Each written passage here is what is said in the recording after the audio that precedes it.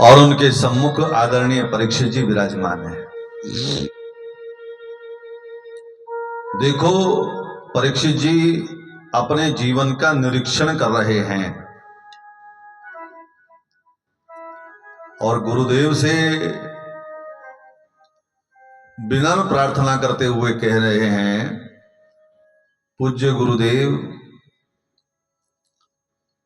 मुझे मृत्यु का भय नहीं है, वो तो निश्चित है आएगी, परंतु मैं ये विचार करता हूं कि कहीं मृत्यु बिगड़ न जाए। अब मैं आपसे एक प्रश्न पूछना चाहता हूं, जिसके आयु मात्र 7 दिन की हो, उसे क्या करना चाहिए और क्या नहीं करना चाहिए? वॉल्यूम बढ़ा के थोड़ी हल्की सी।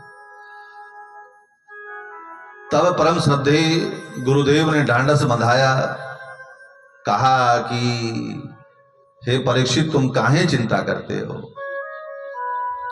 7 दिन तो बहुत बड़ी बात है, तुम कहो तो 1 मिनट में, 1 पल में तुम्हें मुक्ति को प्रदान कर सकता हूं।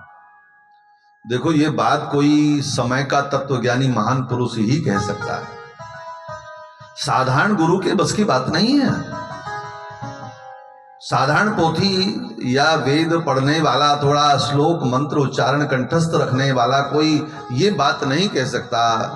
बोले, ये बात तो वही कह सकता है जो समय का महान पुरुष हो। साधो सो सतगुरु मोहे भावे, अंतर ज्योत जरे निरंतर आप देखे और दिखावे। जो हृदय मंदिर में परमात्मा की ज्योति को जल रही है, जो स्वयं देखता हो वही हमें दिखा सकता है। गुरुदेव सुखदेव जी महाराज ने कहा कि परीक्षित सुनो, देखो, दूसरे के घर में जाने के लिए तो अनुमति लेनी पड़ती है, पर अपने घर में जाने की अनुमति की आवश्यकता नहीं होती। ऐसे ही जो बाहर के जो मंदिर हैं, उन मंदिरों में जाने का नियम है, वहां समय से जा सकते हैं। वहां पर जो है भोग लगने का समय है, कि वहां कपाट बंद होने का समय है, भगवान के शयन का समय है, तो वहां जाने के बहुत अनुमति की आवश्यकता पड़ेगी, समय का प्रबंधन बनाना पड़ेगा। लेकिन अपने घर में जाने के लिए समय का कोई प्रबंधन नहीं होता, किसी समय प्रवेश कर सकता है। ऐसे ही संसार के मंदिरों में जाने के लिए समय है, लेकिन अपने हृदय मंदिर में जाने के लिए कोई समय, किसी की अनुमति की आवश्यकता नहीं पड़ती। और जिसको तुम जानना चाहते हो वो तुम्हारे अंदर ही बैठा है। मृग नाभि कुंडल बसे, मृग ढूंढे बनमाए, ऐसो घट घट ब्रह्म है, दुनिया जानत नाय। जैसे मृग की नाभि में कस्तूरी है, लेकिन लेकिन ये जो मृग है, ये जंगल जंगल उसे ढूंढता रहता है, ये खुशबू कहां से आ रही है। पर उस मृग को पता नहीं है कि ये खुशबू, ये जो कस्तूरी है, ये तेरी नाभि में स्थित है। ऐसे ही मानव को ये ज्ञान नहीं है कि तुझे बनाने वाला तेरा ईश्वर तेरे अंदर ही बैठा है। और जब तू उसे अपने हृदय मंदिर में जान लेता है, तो तुझे वो हर जगह दिखाई देता है। वही हुआ। गुरुदेव ने मस्तक पर हस्त पधराया, भ्रुकुटी को सहारा दिया, और भ्रुकुटी अंदर ज्ञान नेत्र खुलते ही परीक्षित जी ने अपने हृदय मंदिर में उस कन्हैया की झांकी का दीदार कर लिया, दर्शन कर लिया, उसको देख लिया। अब गुरुदेव ने कहा, बोलो परीक्षित, तक्षक आएगा तुम्हें डसेगा? परीक्षित जी ने कहा, नहीं, मैं जान गया। हे गुरुदेव, मुझे पहले सोच रहा था तक्षक आएगा मुझे डस लेगा, लेकिन मैंने अब जान लिया है कि वही कन्हैया मेरे अंदर भी कृष्ण है, तक्षक के अंदर भी कृष्ण है। ये शरीर अलग है, शरीर से भिन्न है आत्मा, वो अजर अमर है। नैनम छिन्नति शस्त्राणी नैनम दहति पावक। तक्षक आएगा, शरीर को डसेगा, पर मुझे नहीं डस सकता। मैं जान गया हूं कि उसके अंदर भी वही है, मैंने अपने अंदर देख लिया। देखो, जो ब्रह्मंडे सो पिंडे, जो ब्रह्मांड में दिखाई देता है ना, वही हमारे पिंडमल शरीर में अंदर है। जब हम बाहर से बहिर्मुखी नहीं होंगे और अंतर्मुखी होंगे, अंतर्मुखी होकर के जब हम अपने हृदय मंदिर में उस मालिक का दीदार करने ध्यान में बैठेंगे तो वो हमारे अंदर ही हमें दर्शन देता है। लेकिन कब? जब कोई सुखदेव जी जैसा सदगुरु जीवन में आ जाए। देखो, आपके घर में बहुत सारा सामान है, बहुत कीमती सामान रखा है, सोना चांदी हीरे मोती सब रखे हैं, पर ताला बंद है तो ताली नहीं है तो कैसे देखोगे? ऐसे ही मालिक तुम्हारे अंदर बैठा है, उसकी चाबी सदगुरु खोलते हैं और फिर मानव बहिर्मुखी से अंतर्मुखी की यात्रा में प्रवेश कर जाता है। देखो, अभी 2-4 मिनट थोड़ा गांधीर्य की कथा चल रही है, थोड़ा बहुत ध्यान देने का विषय है। अच्छा, भगवान अंदर है कि नहीं ये कैसे जानेंगे? आप लोग रोज आरती में गाते हो, तुम हो एक अगोचर सबके प्राणपति, स्वामी सबके प्राणपति, किस विध मिलहु दयालु, किस विध मिलहु दयालु, तुमको मैं कुमति। ओम जय जगदीश हरे।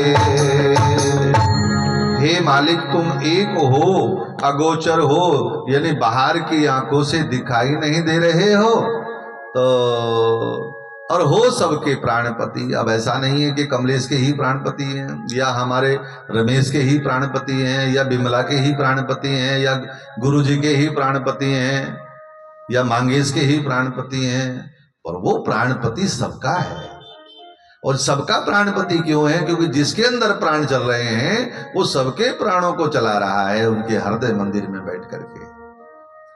घर घर के टेलीविजन में बैठ करके मोदी जी बोल रहे हैं, ऐसे ही परमात्मा सबके हृदय मंदिर में बैठ करके सब कुछ देख रहा है, कर रहा है। वही मालिक है, जो तिलमाही तेल है, जो चकमग में आग, तेरा साईं तुझ में है, जाग सके तो जाग। मेरी बहनों, मैं इस कथा के माध्यम से आपको जागृत करना चाहता हूं कि जिसको ढूंढने के लिए तुम बाहर जा रहे हो, वही तुम्हारे हृदय में बैठा है, तुम्हारे अंदर बैठा है। गोस्वामी जी ने कहा, सिया राम मैं सब जग जानी, करहु प्रणाम जोरी जोग पाणी। राम सिया राम, सिया राम जय जय राम, राम सिया राम, सिया राम जय जय राम। हरि व्यापक सर्वत्र समाना, प्रेमत प्रकट होत मैं जाना। राम सिया राम, सिया राम राम, सिया राम, सिया राम मैं सब जग जानी। सिया राम क्या है? राम तो ठीक है, पर सिया राम क्या है? बोले सिया प्रकृति, राम परमात्मा। ये लाइट जल रही है ना, इसमें 2 तार हैं, एक नेगेटिव एक पॉजिटिव, एक प्रकृति और परमात्मा। दोनों के समन्वयता के द्वारा ही सारा संसार का निर्माण हुआ है। शक्ति और शक्तिमान दोनों का आश्रय है। हरि व्यापक सर्वत्र समाना, और ऐसी कोई जगह नहीं है जहां वो नहीं है। प्रेम ते प्रकट हो तो मैं जाना। अब वो प्रकट भी होता है, ऐसा नहीं है कि कहीं सुनी की बात है कि भाई कहीं सुनी है सुना दी आगे, नहीं, वो प्रकट होता है। जब प्रकट होता है तभी महान पुरुषों ने कहा प्रेम ते प्रकट हो तो मैं जाना।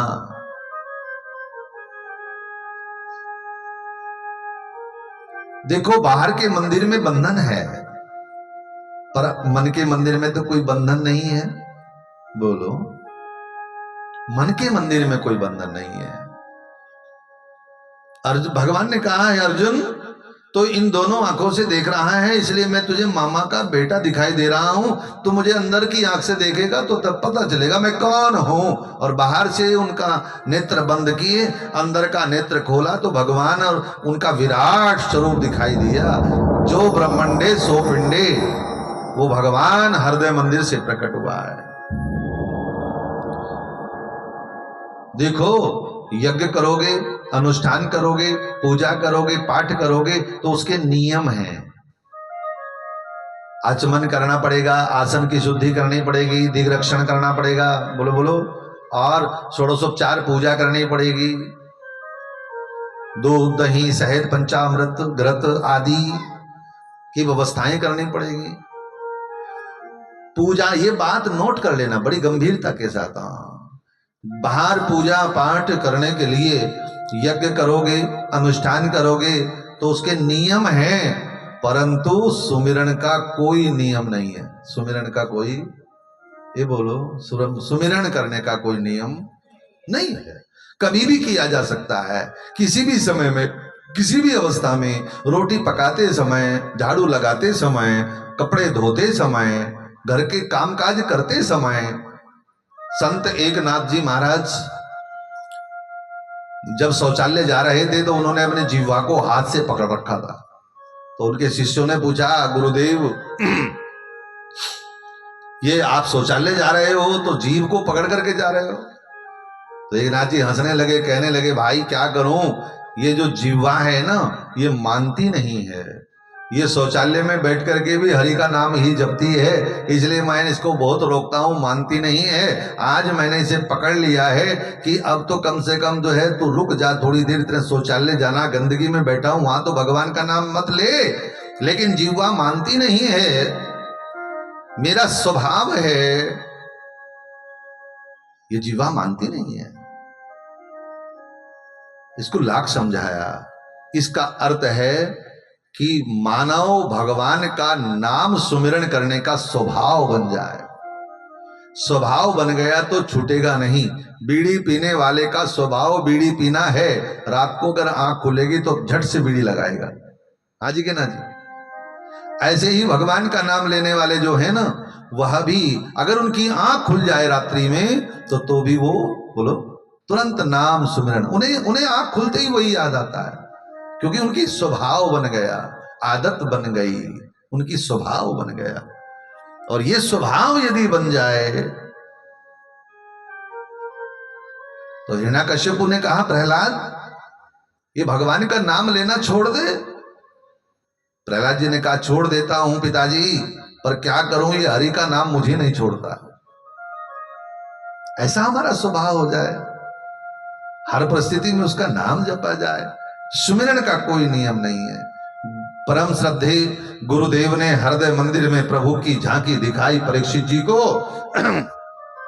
और उनका, परीक्षित जी का सब संशय दूर हो गया।